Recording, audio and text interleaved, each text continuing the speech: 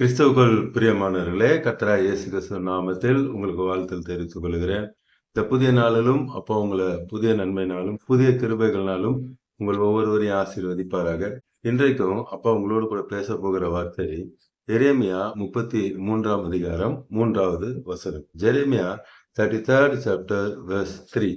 என்னை நோக்கி கூப்பிடு, அப்பொழுது நான் உனக்கு உத்தரவு கொடுத்து நீ அறியாததும் உனக்கு எட்டாததுமான பெரிய காரியங்களை நான் உனக்கு அறிவிப்பேன் என்று இந்த காலை நேரத்தில் அப்பா சொல்றாங்க. உங்க அறிவுக்கு எட்டாத பெரிய காரியங்களை செய்வேன் என்று சொல்லுகிறார். பார்த்து கொண்டிருக்கிற கோடிக்கணக்கான அவருடைய பிள்ளைகளான உங்களுக்கு நிச்சயமாய் இன்று ஒரு பெரிய அற்புதத்தை செய்ய போறாங்க. இந்த அற்புதத்தை எப்படி நம்ம பெற்றுக்கொள்ள போகிறோம், அதுதான் இன்னைக்கு அப்பா காண்பித்து கொடுக்க போறாங்க. முதலாவதாக அப்பா என்ன சொல்றாங்க, என்னை நோக்கி கூப்பிடு, என்னை அலை என்று சொல்றார். முதல்ல அப்பாவை நோக்கி நாம் கூப்பிட வேண்டும். அப்பாவை கூப்பிடும் பொழுதுதான் அப்பா அற்புதத்தை செய்வாங்க.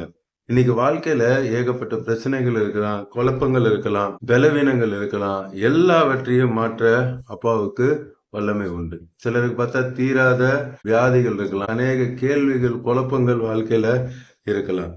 அதுக்கு என்ன பண்ணுவாங்க, மனிதர்கிட்ட டாக்டர்கிட்ட எங்கேயாவது கவுன்சிலிங் போகணும்னு சொல்லி போவாங்க. ஆனா இந்த காலை நேரத்தில் அப்பா சொல்றாங்க, என்னை நோக்கி கூப்பிடு, அப்பாவை நோக்கி கூப்பிடு என்று சொல்லுகிறாங்க. சங்கீதம் 50:15 Psalms 50 verse 15ல ஆபத்து காலத்தில் என்னை நோக்கி கூப்பிடு, நான் உன்னை விடுவிப்பேன், நீ என்னை மகிமைப்படுத்துவாய். அப்பாவை நாம கூப்பிடும் பொழுது அப்பா அற்புதம் செய்வாங்க. அது என்ன கிரியையா இருந்தாலும் சரி, என்ன அசுத்த வல்லமைகளா இருந்தாலும் சரி, எல்லாவற்றிலிருந்து விடுதலையை கொடுத்து அந்த பிரச்சனையை ஜெயித்து அப்பாவுடைய நாமம் அது நிமித்தம் என்னாகும், மகிமைப்படும். ஜெபம்ன்றது ஒரு கடமையா நம்ம பண்றது அல்ல, அப்பாவோடு கூட இருக்கிற ஒரு உறவு.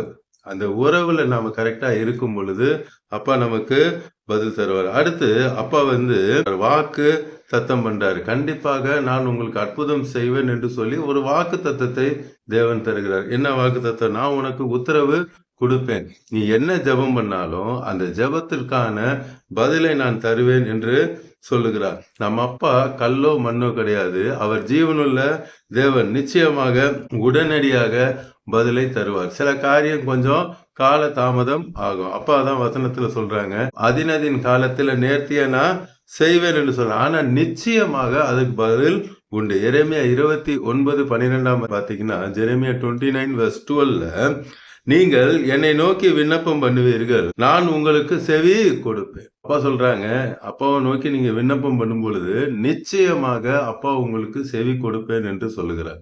இன்னைக்கு அழுகையோட கண்ணீரோடு கூட நீங்க பார்த்து கொண்டு இருக்கீங்க. இந்த காலத்துல எனக்கு ஒரு ஜெயம் வராதா அப்படின்னு சொல்லி பார்த்து கொண்டு இருக்கீங்க. எனக்கு ஒரு விடுதலை வராதா அப்படின்னு சொல்லி பார்த்து கொண்டு இருக்கீங்க. அப்பா சொல்றாங்க, நிச்சயமா உங்க ஜெபத்துக்கு நான் பதில் தருவேன் என்று சொல்லுகிறார். தீராத வியாதியில இதுக்கு நான் பேசாம செத்தே போயிடலாமேன்னு சொல்லி நினைச்செல்லாம் பார்த்து கொண்டு இருக்கீங்க. அப்பா சொல்றாங்க, நிச்சயமாக அப்பா உங்களுக்கு அற்புதத்தை செய்வாங்க. மத்தேயு 8:17 மேத்யூ 8:17 சொல்றாங்க, எல்லா பலவீனத்தையும் எல்லாவற்றையும் அப்பா கல்வாரி சிலுவையில சுமந்துட்டாங்க. நீங்க சுமக்க வேண்டிய அவசியமே அல்ல. சொல்லுங்க அப்பாட்ட, அப்பா நீங்க எல்லா பலவீனத்தையும் கல்வாரி சிலுவையில சுமந்துட்டீங்க, நான் சுமக்க வேண்டிய அவசியம் இல்லை, என் பலவீனத்தெல்லாம் நீங்க ஏற்றுக்கொள்ளுங்கன்னு சொல்லி பாருங்க. இந்த நொடியே உங்களுடைய எல்லா பலவீனத்தையும் அப்பா கல்வாரி சிலுவையில ஏற்றுக்கொள்வாங்க. நம்மளுடைய தரித்திரத்தை அவர் கல்வாரி சிலுவையில ஏற்றுக்கொண்டு அவருடைய ஐஸ்வர்யத்தை நமக்கு தந்தார். இன்னைக்கு பண பிரச்சனையா சொல்லுங்க, அப்பா ஏன் தரித்திரத்துல நீங்க தான் கல்வாரி சிலுவையில சுமந்துட்டீங்களே, நான் எதுக்கு சுமக்கணும்? எல்லாவற்றையும் நீங்க எடுத்துக்கொண்டு உம்முடைய ஐஸ்வர்யத்தை எனக்கு தருவேன்னு வாக்கு தத்தம் பண்ணியிருக்கீங்க, கொடுங்கன்னு சொல்லி கேளுங்க. அப்பா கிட்ட உரிமையா கேளுங்க. அதுதான் சொன்னேன் ஏற்கனவே, ஜெபன்றது ஒரு கடமை அல்ல, அப்போடு கூட இருக்கிற அந்த உறவு.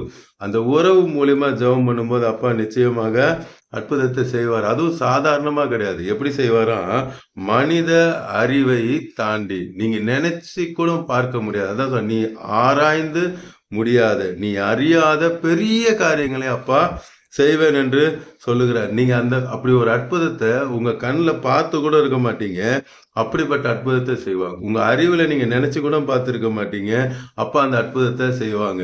இப்படி ஒரு டோர்ஸ் ஓப்பன் ஆகுமான்னு கூட உங்களுக்கு தெரியாது. ஏசப்பா அற்புதமாக அந்த புதிய புதிய டோர்ஸ் உங்களுக்கு ஏற்படுத்தி கொடுப்பாங்க. எதிர்பாராத ஆசீர்வாதங்கள் உங்களை தேடி தேடி வரும். எல்லாவற்றையும் புதிய புதிய ஆசீர்வாதங்களை அப்பா உங்களுக்கு வெளிப்படுத்துவாங்க. நீங்க இப்படிதான் அற்புதம் நடக்கும்னு சொல்லி நினைச்சிருக்கீங்க. ஆனா அப்பா எப்படி வேணாலும் அற்புதத்தை செய்ய வல்லமை உடையவராக இருக்கிறார். ஏசாயா 53ஆம் அதிகாரம் 8, 9 வசனத்தை பார்த்தீங்கன்னா, உங்கள் நினைவுகள் என் நினைவுகள் அல்ல என்று சொல்லுகிறார். நீங்க நினைக்கிற மாதிரிலாம் அப்பா செய்ய மாட்டாங்க. நீங்க நினைக்கிறதற்கும் மேலாக அப்பா அற்புதத்தை செய்ய வல்லமை உடையவராக இருக்கிறார். உங்களுடைய எல்லையை தாண்டி அற்புதத்தை செய்வார். நீங்க ஒரு வரம்பு வைத்திருப்பீங்க. இதுக்குள்ளதான் நடக்கணும், இப்படிதான் நடக்கும் அப்படின்னு சொல்லி நினைச்சிருப்பீங்க. இன்னைக்கு காலை நேரத்துல அப்பா பார்த்து கொண்டிருக்கிற கோடிக்கணக்கான அவருடைய பிள்ளைகளாகிய உங்களை பார்த்து தான் சொல்றாங்க, நீங்க நினைக்கிறதற்கும் யோசிக்கிறதற்கும் அதிகமாக பெரிய அற்புதத்தை இன்றைய தினத்தில் அப்பா உங்களுக்கு செய்வேன் என்று சொல்லுகிறார். எப்படி நம்ம ஜெபிக்கணும்? நம்பிக்கையோட விசுவாசத்தோட நாம ஜெபிக்கணும். அப்பா எனக்கு அற்புதம் செய்வாங்கன்னு சொல்லி ஒரு விசுவாசத்தோட ஜெபிக்கணும். உங்க வாழ்க்கையில சில பிரச்சனைகள் எடுத்து பயமா இருக்கலாம், போராட்டமா இருக்கலாம், சந்தேகமா இருக்கலாம், சோர்வா இருக்கலாம். இந்த கால நேரத்துல அப்பா சொல்றாங்க, எந்த பயத்துக்கும் இடம் கொடுக்காதீங்க, எந்த சோர்வுக்கும் இடம் கொடுக்காதீங்க, எதுக்குமே இடம் கொடுக்காதீங்க. அப்பா உங்களுக்கு ஜெயம் தருவார். நிச்சயமாக நீ அறியாததும் உனக்கு எட்டாததுமான பெரிய காரியங்களை அப்பா செய்வாங்க.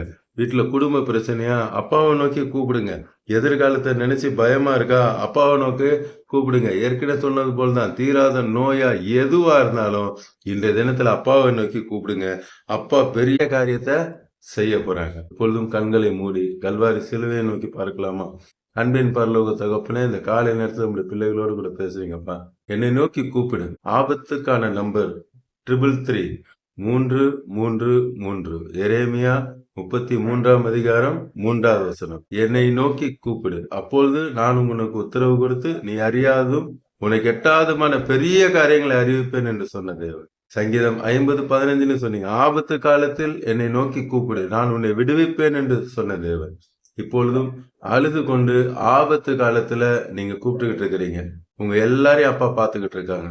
ஆபத்து காலத்துல இருந்து கூப்பிடுகிற ஒவ்வொருவரையும் பார்த்து கொண்டிருக்காங்க. அப்பாவோட வார்த்தை சொல்லுகிறது, அவர்கள் ஆபத்து காலத்தில் வெக்கப்பட்டு போகாதிருந்து பஞ்ச காலத்துல திருப்தி அடைந்தாங்கன்னு வசனம் இருக்கு.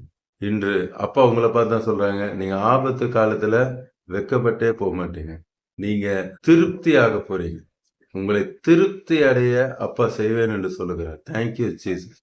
இப்பொழுதும் யாரெல்லாம் பலவீனப்பட்டிருக்காங்களோ எல்லாருக்காக ஜெபிக்கிறேன். உங்களுடைய உயிர்த்தெழுதலின் வல்லமை இறங்கி தெய்வீக சுகத்தை கட்டளையிடுகிறதுக்காக, இதோ நான் அவர்களுக்கு சௌக்கியத்தை ஆரோக்கியத்தை வரப்பண்ணி குணமாக்குவேன் என்ற வார்த்தை குணமாக்குகிறதற்காக, எல்லா பொருளாதார தேவைகள் எல்லாவற்றையும் நிறைவேற்றுகிறதற்காக, பிள்ளைகளுக்கு திருமண வேலைகள் ஆம்ரஜா எல்லாவற்றையும் நீர் வாய்க்க செய்கிறேன். அதற்கு தேவையான பண தேவைகளை உம்முடைய மகிமை ஐஸ்வர்யத்தை நீரை சந்திக்கிறதுக்காக இப்பொழுதே இந்த நொடியை நீர் அற்புதத்தை செய்கிறீர் ஐயா. இப்பொழுதே ராஜா உம்முடைய கரம் பார்த்து கொண்டிருக்கிற கோடிக்கணக்கான உம்முடைய பிள்ளைகளை தொடுகிறதுக்காக நன்றி.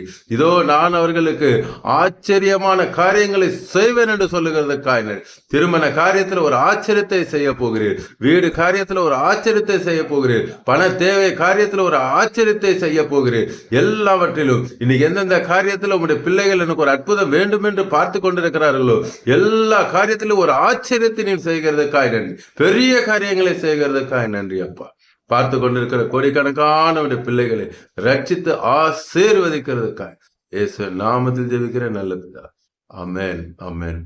தொடர்ந்து பாருங்க, அப்பாவோட வார்த்தையை கேளுங்க, அநேகருக்கு ஷேர் பண்ணுங்க. எல்லோரும் ரட்சிக்கப்படட்டும், ஆசீர்வதிக்கப்படட்டும். தமிழ்நாட்டில இருந்து பார்க்குற எல்லாருக்கும் சொல்றேன், இன்னைக்கு போயிட்டு எல்லாரும் ஓட்டு போடுங்க, ஜனநாயக கடமையை நிறைவேற்றுங்க. கர்த்தருடைய சித்தம், அவருக்கு சித்தமான ஆட்சி தமிழ்நாட்டில் வரட்டும். God bless you.